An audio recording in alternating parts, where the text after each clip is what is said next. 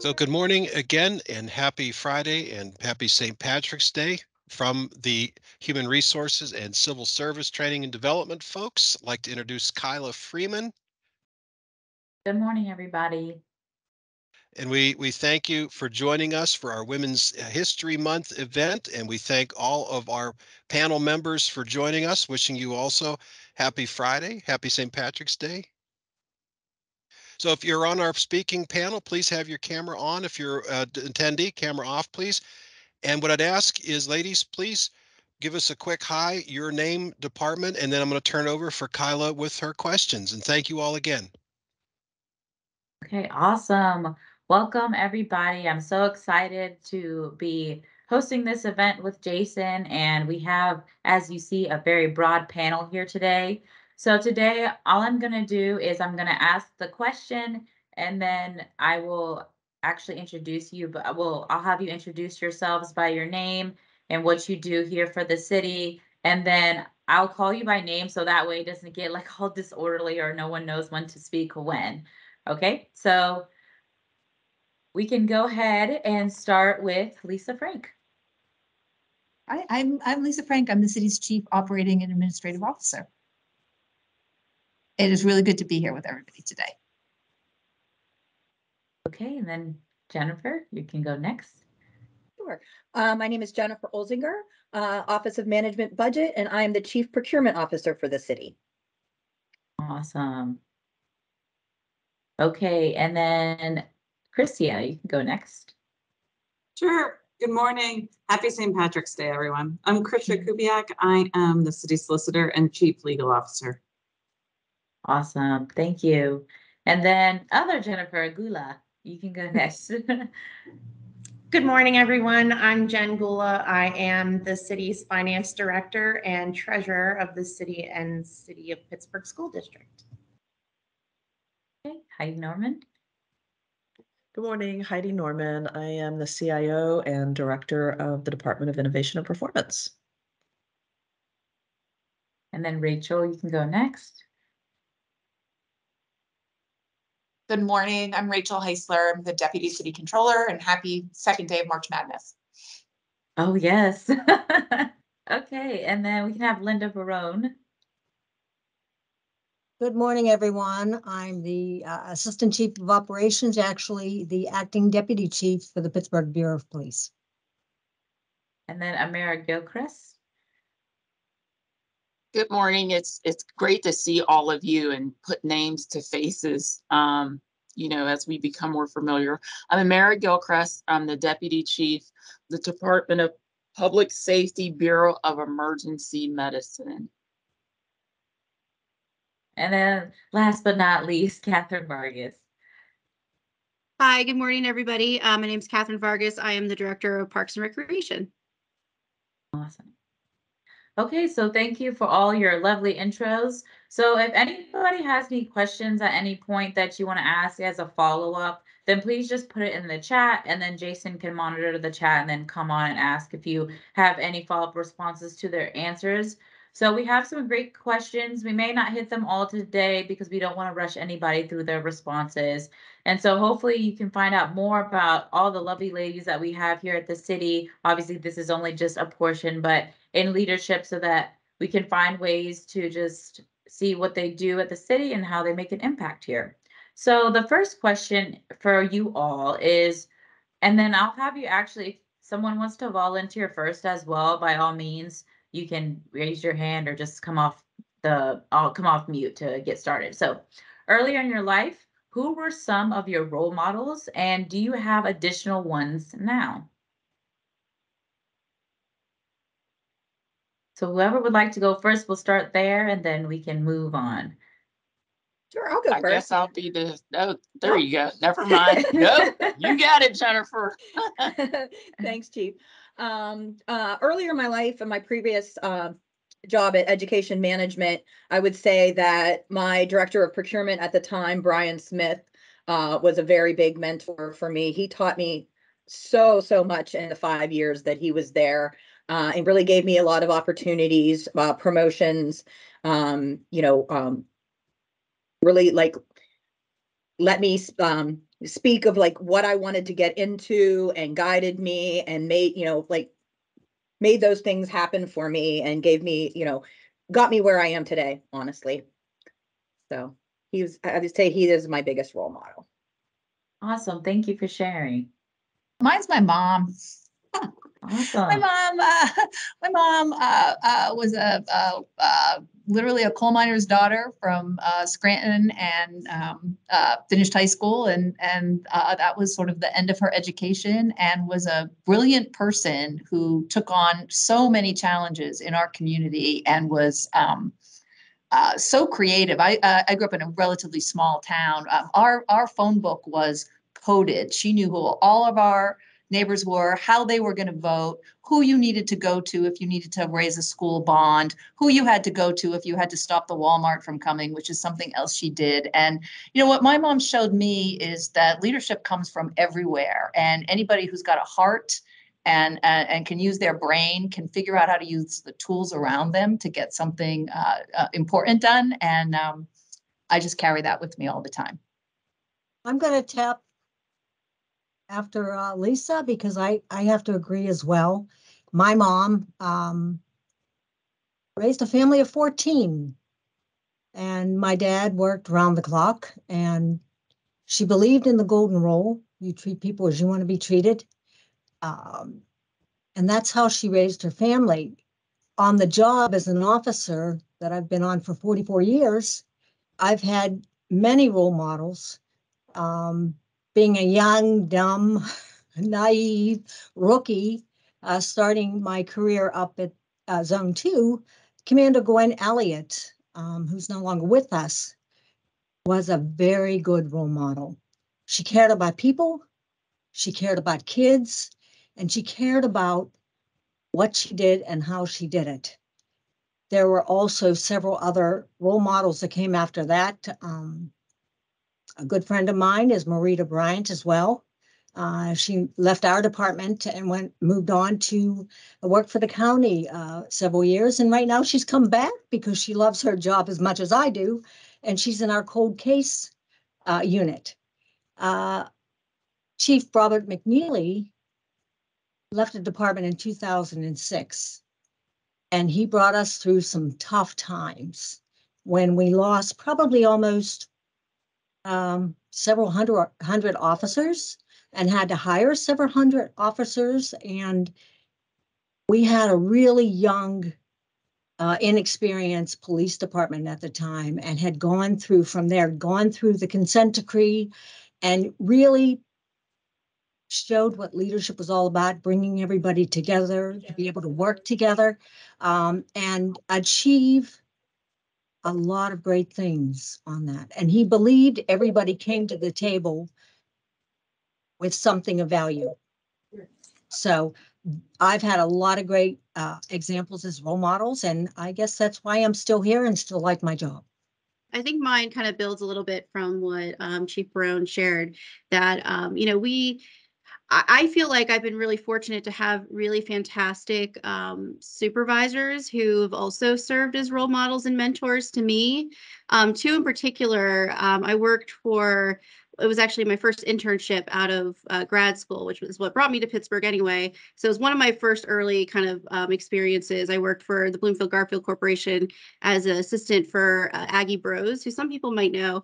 But if you don't know Miss Aggie, she definitely, like, I learned so much from just working with her. She also was very much a self-taught, self-made kind of professional in her own right. Telling me, everything from her early stories of organizing around the Nabisco plant that used to be here in Pittsburgh, where her family worked. And then also, we got to work on a really great organizing effort around grocery store for Garfield. And it was one of my projects as an intern. And for me, it really taught me about community and really helped to kind of like build what I thought was really important about the work that I get to continue to do. She was always so great because she would walk around and say, "Here's Catherine, my assistant, my rising star." And for me, like at the time, I'm like, "Oh, I'm here to take notes." Like, everyone don't pay attention to this corner of the room. I always felt like I was in that role, but she always was the kind of person who wanted to like uplift you no matter what. And then my boss at United Way, her name's Alicia Chackin. She's actually at the Eden Hall Foundation now as a program officer. And when she was at United Way, she actually she was another person similar to Miss Aggie. She had worked in community work for a really long time. And also, I think for me, when I look at mentors and role models, it's about those shared values. So I felt similarly. She was the kind of person who always like wanted to uplift her team. And that's something that I always continue to think about. She's the kind of person who I'm still very close with. She sees an opportunity, she calls me about it. She has, something that she thinks that, is important that's going on. She'll call me about it. And I appreciate that we've gone from sort of being colleagues to, friends and kind of almost like a co-mentorship thing now. But I'll always consider her a mentor as well, because I do think that like in looking for role models and mentors, it's that shared values. And I kind of feel like many people who already spoke to that as well. That's often what draws me to people that I keep in that I guess in that space in my life. I'm going to add to the mom thing. My mom was a really big influence on me. She was pretty much the glue to our whole family. And similar to Lisa, she grew up in Johnstown, which is not a very large area either. And at the time, my mom is extremely intelligent, but her family wouldn't allow her to go to college. So she basically married my dad, became a housewife.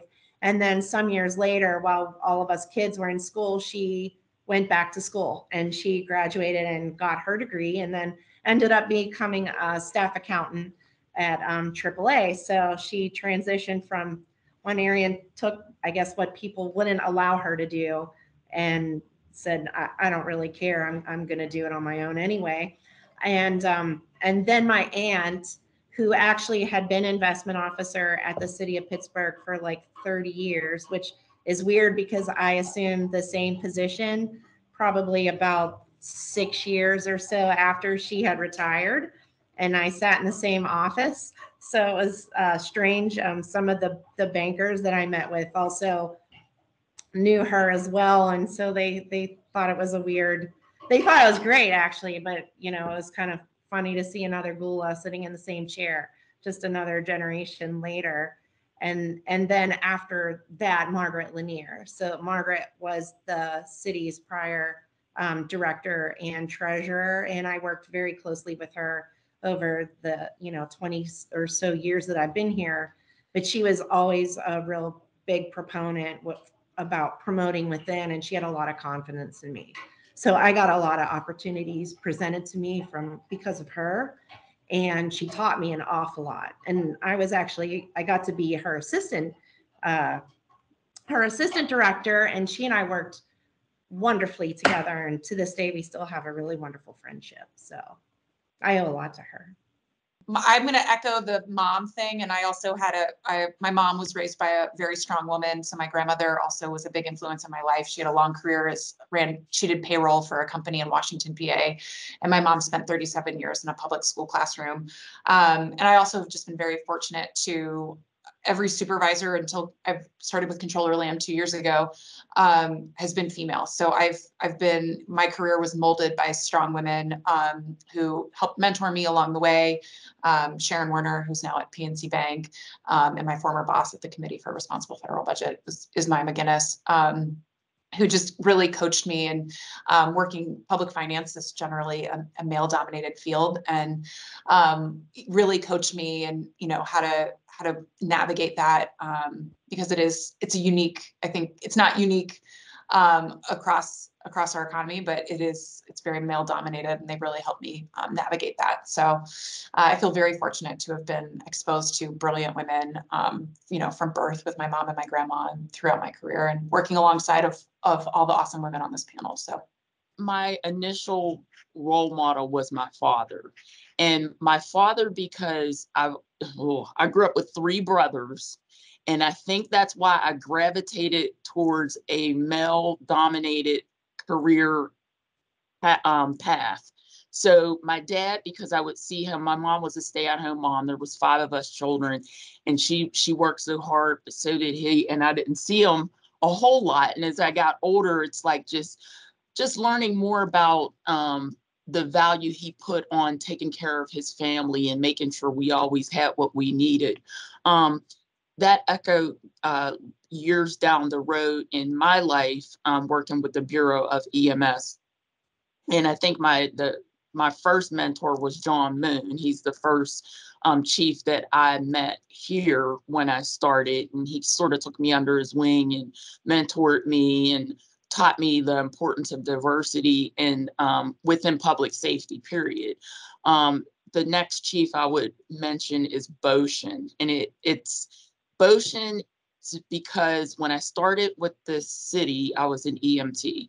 And my only goal, as I said, I just want to be that first African-American female to become a district chief. And he actually promoted me, and I was just elated. And I thought that, okay, I've accomplished my goals, but then, came Chief Farrow and it was just, he said something to me that was cathartic and still rings true now. And there's never been a woman that has reached this station in this department. And at that time, he was promoting me to assistant chief. And he said, when you were a field supervisor, he said, you completely changed my idea of women in administration. He said, you worked so hard. He said, I could not believe you were able to multitask. He said, you were in the middle of the night sending emails. He goes, I've never been exposed to that before. So you were the only choice. So, I don't know. It's just, as much as, the women in my life, and even the women, some of the women on this panel right now who are very inspirational to me, I would have to say it started with my dad and just the men down the road that, really sort of propelled my career. So I have 3 at different points in my career. So about 20 years ago, I had the great good fortune to work for the late Paul O'Neill, who was the president and CEO of Alcoa for many years, and then later became the U.S. Treasury Secretary under George W. Bush. And when he came back to Pittsburgh, he actually led the Pittsburgh Regional Healthcare Coalition, of which I was a part. And honestly, he scared me to death because I was like, old, rich, white dude who worked for a Republican is going to be my boss. Oh my gosh. And he turned out to be a life-changing person for me. He taught me really fundamentally what it means to understand what your values are and to find those positions where you can live those values every single day in a really, really meaningful way. And that was a very significant turning point in my career as a result. About 10 years ago, I was working for a large local corporation, and my boss at that time, her name was Lynn Lambrecht, and she I think sort of became a mentor, but also a champion. And if for those of you who don't know the difference, a mentor is someone that, they'll give you advice, they'll, show you a path, things like that. A champion is someone that literally champions your career and puts your name forward for promotions and other job considerations. It can be one and the same person, but many times they're different people. She was both. But one of the things that she said to me is she actually put me through a series of like assessments, like leadership and talent assessments. And she said something to me that I didn't know about myself. And she said, you're one of the few people I've ever met that can both think strategically and execute on tactical things that need to be done in order to achieve the strategy. And she said, Heidi, that's really special. You don't come across people like that very often. And that really had me thinking about, like, I didn't realize that was special. I didn't even know that was really a thing. And I think what she helped me understand is that each of us has gifts, but because many of these gifts come to us naturally, we don't recognize them as special, right? And so I think for those of us who are in positions of leadership as women, helping the people that we work with understand what's really special about them is important. And then the last person I'll mention, and this was recently, in 2021, I entered Carnegie Mellon's CIO Institute program. It's a 6-month executive professional certificate kind of thing. And while I was there, the guy that I met, his name is Stan Waddell. He's currently the CIO at Carnegie Mellon. He actually won CIO of the Year last year in the government and education category, which is pretty great. And since then we are serving on a board together, and we do a lot of work together. And he's turned into a mentor for me. He happens to be a Black man.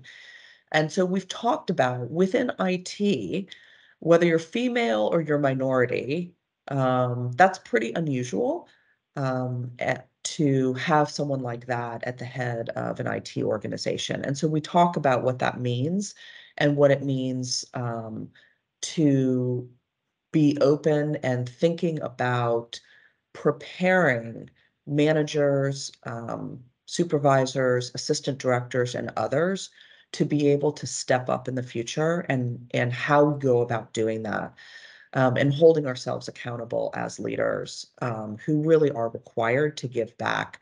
I was at a meeting, a conference kind of thing earlier this week, and Charlie Batch was talking. He's so inspirational.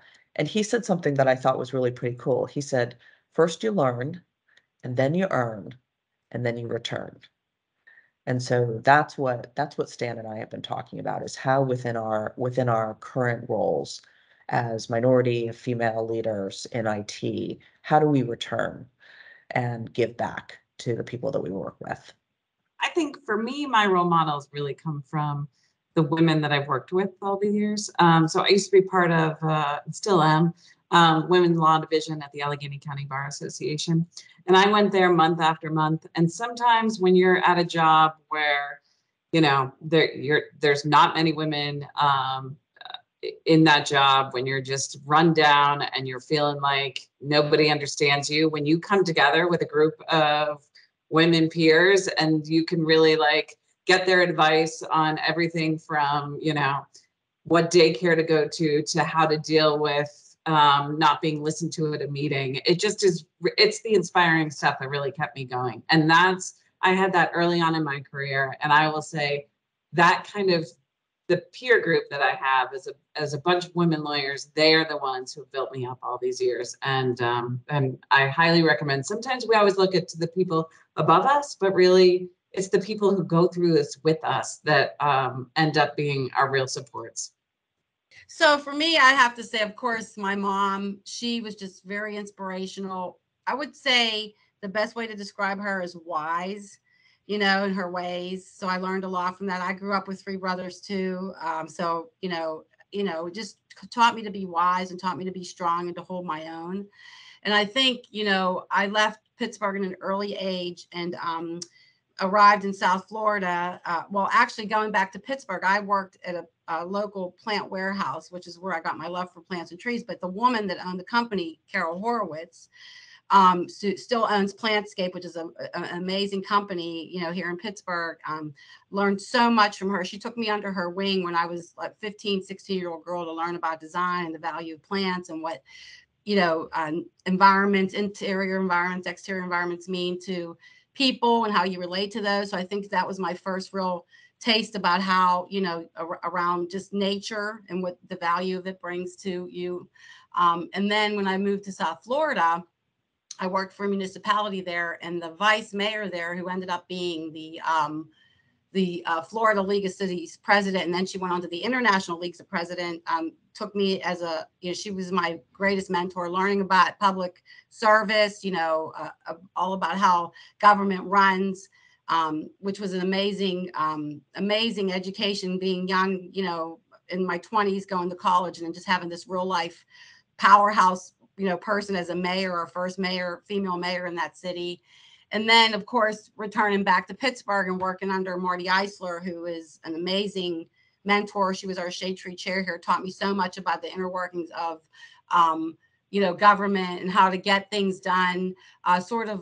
Just, you know, really was good at articulating and communicating to people. And I really learned a lot about that, you know, going up through different levels of government and how, you know, you get that stuff done.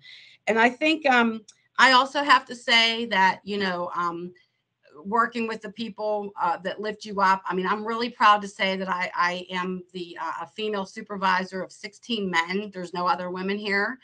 And I think we have a really, really good department here at Forestry. We run smooth, you know, and I'm really proud of the fact that I'm a woman running this division, and I feel I get respect and we get things done. And that's from the support from the city all along, all these years, to put me in this position, to think that I was capable to do that. So I'm really thankful for all those people along the way. So, you know, and I just think too that it resonates with me that I feel like that my mom was strong enough to share me with these other women who were mentors in my life, when I would tell her all these great things I would learn, and, you know, just about stories and experiences. And I just think that I've done that with my daughter now. And you know, she's sort of like the adopted daughter for women that are in our lives that don't have children, or that she confides in before she confides in me. She told my best friend she was joining the Army, and she joined the Army before she told me, you know, just figure out a way to like bring it to me lightly, you know. But I just think it's great that, you know, I've instilled that in her, like my mother instilled in me. And I'm really proud to be with the city, and I'm proud of all the women here that represent the city. I just think it's awesome. So glad to participate today. Yes, thank you all for your very detailed responses. I know Wendy put on here these responses, or these stories are everything so inspirational. I agree, especially when you all talk about your moms or different people that you've worked with in the past or now. So this is super awesome. We should have made this longer, but that's okay. We're gonna squish this in 15 minutes here. So I would love if we could give two ends to, so I'm going to combine two of the questions. So it would be awesome if we could have some people answer one of the questions and some people answer the other question. So the two questions that I'm kind of going to combine here is, what is your biggest challenge and what is your biggest reward when it comes to being a woman in leadership? And so if some people can answer the challenge part, and then if some people could answer the rewarding part, whatever one you choose, but just so that everybody can hear some different responses when it comes to that. I think I'll answer as far as what is my biggest challenge. I mentioned earlier that I'm the only woman that has made it this far. One of my biggest challenges is getting to change the narrative. I have to change the narrative, and the only way I could do that is to lead by example. I noticed, and this was early on in working with the city when I got into an administrative capacity.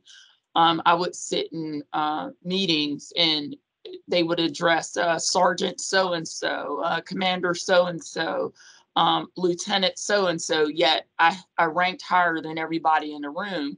And when it came to referring to me, it was like Amara. And I'm like, so, you know, that happened one too many times, to the point that I got frustrated, and I addressed the person that would do it. And they said, "Oh, I'm sorry, but you just seem so nice." But it's not about seeming so nice. It's about give me the exact same respect that you're giving someone else who I outrank. I mean, that's the long short end of it. And as women, we do work so much harder. I have 3 children, and suffice to say, you know, when I leave work, I'm still a mom. And a lot of our male counterparts, they rely more on the moms and the working women to rear and still, you know, control the household. So our plates are full. So if anything, I would say changing the narrative just by leading by example. And, hopefully as I further myself in my career and I try to represent women and women in authority as a point of empowerment, but also a point of leadership. And it's hard because when men have been the only ones who have ever been, it's hard sometimes for other people to look at women seriously. So, I always try to stay, focused. I try to, just like I said, lead by example. So that's been my biggest challenge. So I'd like to add to that. It's really interesting because in IT, I've worked in several companies that are, IT focused, and that also tends to be true, right? That it tends to be dominated very heavily by men, and that's true across the board when we look at the gender makeup of the city of Pittsburgh. Um, I recently talked with a friend of mine who's actually currently leads a large technical organization, very well-known technical organization here in Pittsburgh. And a number of years ago, she actually had me in, she was working at Google, and she had me in to talk to a group of women engineers. And this is really interesting. So here they are, these are female engineers working at Google. So, every single one of them is very smart and very accomplished. But they got together and they had me come in and talk about what it's like to lead in a technical world as a woman. And my friend was leading this and I come into the room and everyone introduces themselves and then she opens up a Tupperware box and says to me, "Would you like a cookie?" And I looked at her and I said, "That's really lovely. Did you make these cookies?" And she said, "Yes." And I said, "Do you know that there isn't a man in Google that would have invited someone in for a meeting and then offered them a home-baked cookie?" And all these years later, I was meeting with her, I think it was December, and she said, "I've never forgotten that." And she said, "What it taught me is that in terms of that being nice perspective," she said, "I was doing a lot of things and sort of volunteering for stuff that actually wasn't helping me with my career. And in fact, I was sort of doing it to myself where I had some people in Google thinking, oh, she's the nice lady who makes the coffee, who bakes the cookies, who will, yes, she'll scoot by, she'll swing by and pick your kid up too when you're running late, like that kind of stuff." And she said, I completely stopped doing those kinds of things. And she said, it was fascinating the response within Google. She said, number one, people stopped asking me to do the extra stuff that had nothing to do with my job. Number two, they started taking me really seriously. She said, number three, I started focusing on what I wanted to achieve in my job and doing those things. And she said, and now I'm today of corporation in Pittsburgh, which is even bigger than Google. So that's just a little something from like a story that, I think that as women, as leaders, it's not that we can't be nice and it's not that we shouldn't be friendly, right? But we also have to recognize that our culture and our society expects us to do certain things and they will respond to us by calling us by our first names in ways that may make us feel uncomfortable. And I think this is where Chief Gilchrist did an excellent job. She spoke up and said, "I'm not comfortable with that." Right? And she changed it just as my friend changed her behavior and everybody else fell into line. It was fine.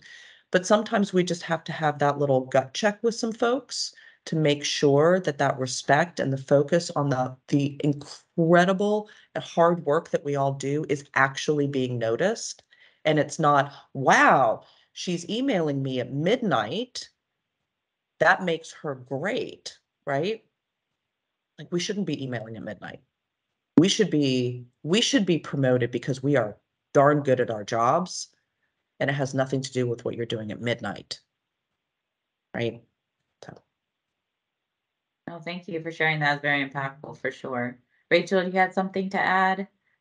Just to echo on what everybody else has said, there's a comic that says, what's the difference between being aggressive and assertive? And the answer is your gender. That's just, for me, something that I've always considered, when I communicate, and I've tried to be less, modify an email less because I'm worried about my tone, because a man would never do that. But it is something that I would imagine that everybody on this panel right now has done, like, oh, does that seem aggressive? And that perception is pervasive, at least in my experience. And I try to just keep myself in check in that way. I'll take the question on what's most rewarding about being a woman in leadership.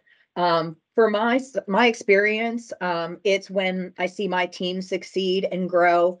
I focus a lot on professional development and want to make sure that for those people on my teams that want the opportunities, that we get them those educational opportunities, and try like my mentor did with me, invest in them and help guide them down the path. And when they get those certifications, even when they get better jobs and leave, it's proud of them. And I've had several people, one of the folks that left late last year, ended up going to bigger and better things. And when he left, he thanked me for giving him those opportunities, because had I not done that, he would not have been able to get the positions that he did. He followed up with me about 6 months ago, and he has actually got a promotion since he's been there, and thanked me again for that. And I have other examples of that, and it just that pride of seeing your team succeed and getting that feedback that that work is successful, and that just it's a really nice, rewarding thing to see the people that you guide and mentor succeed and grow. Awesome. Thank you for sharing. So who would let's build on the rewarding. Okay. I'll build on what Jen says, and forgive me for what I'm about to say, but it's a direct quote that my son actually says, "Mom, you're a badass." So for me, that's a huge accomplishment.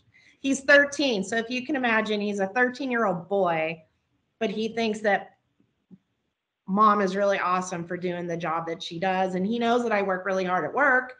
And then I also come home and work really hard at home to make sure that, he's well taken care of, and we work on homework. So he understands the sacrifices that I make at work and at home to make sure everything runs right. So that's a big accomplishment for me. And then he tells other people. And so hopefully as he grows older, like he changes the narrative too. I'm hopefully building on the future so that women like us don't have to go through or bear what we do in order to be in positions that we're in. Oh, that's awesome, especially since sometimes it takes kids a while to realize how incredible our parents are. So that's awesome to hear. I could share something. I think it kind of jumps on the reward side, maybe touches a little bit on both. But for me, it's been really rewarding, just also seeing like peers of mine in other industries in similar kind of positions, and just knowing that like the tide is kind of turning around women in leadership. I mean, I really do feel that way. I feel that with like just the successes that my peers have had, who are about the same, been on like a similar path of mine, but might be in a completely different workspace or industry space, and that those changes are happening in those spaces as well. I have an early memory, like probably when I was I'll say early in the United Way. So like I just started there. It was a bit ago. It was my job before moving to the city. I was sent to a meeting sort of last minute on behalf of my boss, and the boss being like the head of United Way at the time. And so he sent me to a meeting that involved 3 other males, and it was the very last minute. I was joining this meeting, and I was new to this. So I brought like my paper. I was like ready to like talk about the issue we were going to talk about. And the first like 10-15 minutes was about golf, and I don't play golf. And I knew at that time, like I'm sitting at this table, and it was at the Capitol Grill, and I also like never been there before, didn't even realize I was probably not fully dressed for that, for lunch. One of the guys, just to give you a sense of who the crowd was, has like a table there. So like it was like people of, you know, they talked about a place called Nemacolin. I never heard of it. I had to look it up later. So you're from Pennsylvania, you probably know what that is. So, all that for me is like, I remember sitting there and thinking to myself, like, wow, like if I wanted to participate at this table, I absolutely couldn't. And it was just like a weird learning moment for me to be like, okay, like, this is interesting. My boss sent me to this meeting probably as like a challenge. We did talk about it later. And I was very real about the golf conversation. But, it was something to like recognize that even in like very subvert or like not maybe super direct ways, that there are ways where women are sometimes felt not like we're at that table.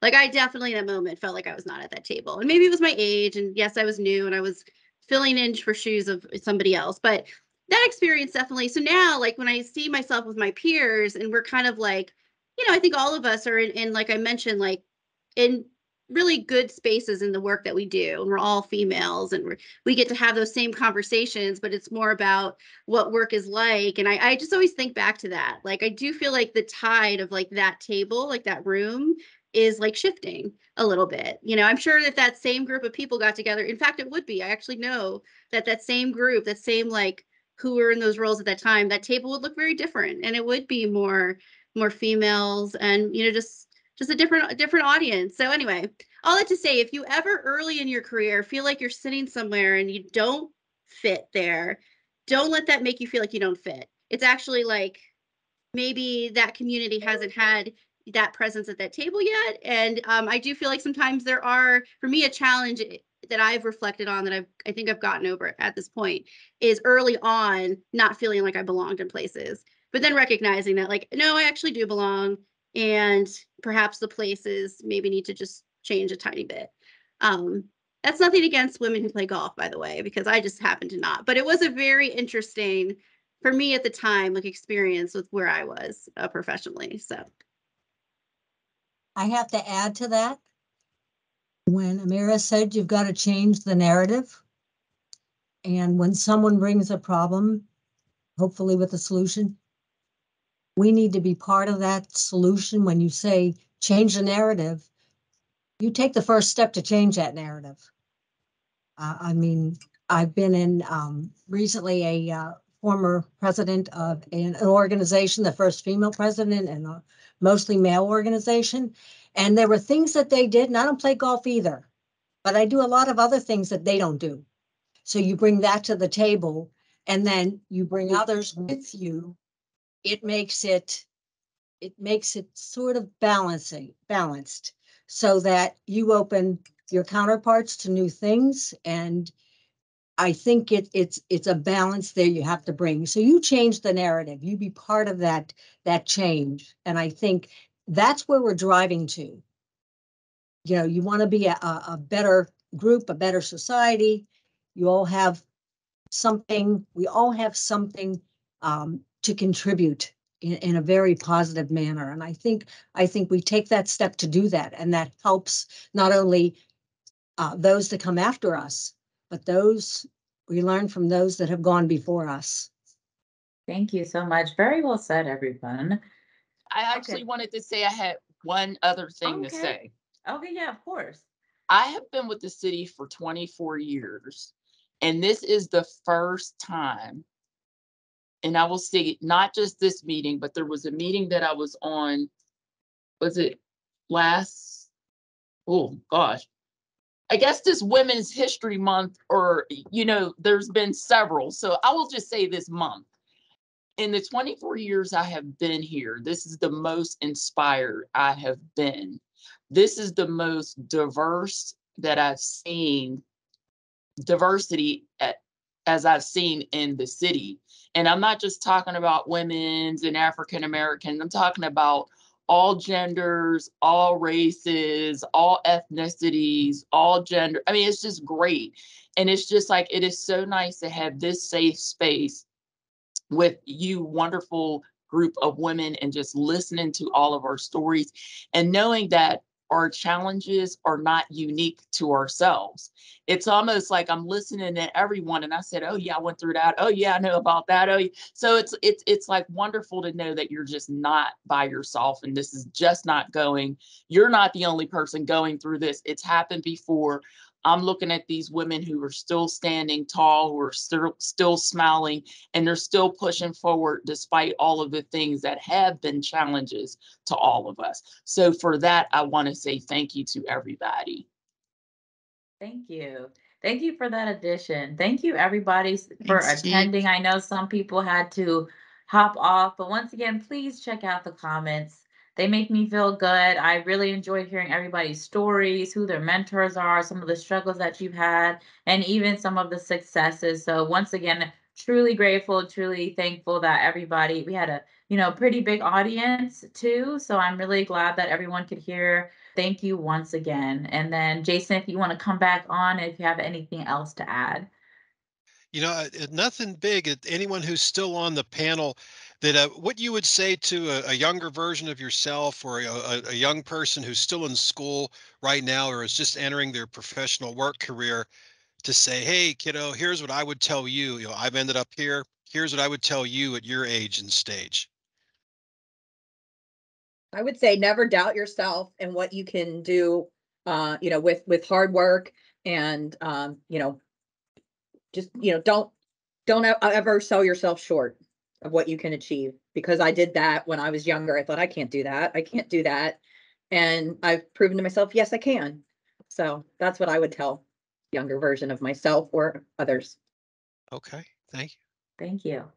I would tell the younger version of myself to stay the course. Never give up an opportunity that's presented to you, and reach out to people that look like you, that sound like you, that have the same career goals that you have, that are older than you, because there's a difference between being smart and having wisdom. And a lot of the young people these days are smart. They're very smart. They know how to use the iPhones and iPads and this and that, but they don't have wisdom. And sometimes you have to listen to somebody that has wisdom, someone that has lived through some things that will lead you down the road to success. So I would say stay the course and listen to mentors and elders. Thanks, Chief. I would say I have something to add, to have passion, because nowadays, I mean, people don't stay in jobs long, or they seem complacent, or it's just a job to them. And to me, I always tell my crew when we have our holiday party, do something in your life that you enjoy, that doesn't seem like a job, where you get reward, because you have to spend most of your time at work, and we work a lot of our lives away. So you should, make sure, self-reflect. Is this something that you really want to do in your life? Is there something else that you have that you thought about doing, but you just did this because it was easy and it came along? So I think really, when I see young people that really have that I see in myself, where they're passionate about their job and they want to make a difference, that's what I would say. Because I don't see a lot of that now. And there's a lot, the world's different now, of course. But I think, I think the best reward is to do a job where you get a paycheck and it's a bonus, because you're really getting something out of it otherwise. They say if you like what you do, you never work a day in your life. I don't know that I've ever been younger than I am right now. I'm in a brand new, super challenging job. And what I liked about my young self and what I like about my new young self is that, like, every day is the newest one. And if you kind of know yourself, know your own self, I think is what I would say to all of my selves. And is know your own self and get some good furniture in your brain. And that will take you everywhere you need to go. My advice is along the line of Lisa's, and just be in a career and in a position and a job that you love and you have fun doing. Not every day is perfect. But I have been very fortunate that I have loved and just had so much fun in every professional position I've ever been in. And that would be my advice, is find something that you just love to do. Read around, meet people, travel, see a lot of stuff. You'll find a path. Yeah, Excellent. I agree with Lisa. Oh, sorry, I was gonna say I don't have as much to add, but also don't be afraid of that path changing and taking twists and turns. I worked in the nonprofit community up until I joined the city about 3 years ago, and I, initially questioned like whether or not I made sense at the city because I felt like it was a very different, potentially very different kind of environment, but took the jump. And sometimes it takes other people seeing that in you and you believing that yourself and like not being afraid of like trying a different path. It actually ended up being a wonderful thing. And it is very much aligned and something that, you're passionate about could exist in different spaces that you weren't thinking. So I agree with, not ever taking an opportunity and thinking that you don't fit that because it's likely you do. There's a reason that opportunity came to you and to take those opportunities seriously and take that fun path that Lisa is suggesting. Okay. Well, thank you so much for all your last words and for staying on 10 minutes after. I know we were supposed to head 12:15, but it's okay. I'm so glad that we were able to have you on once again.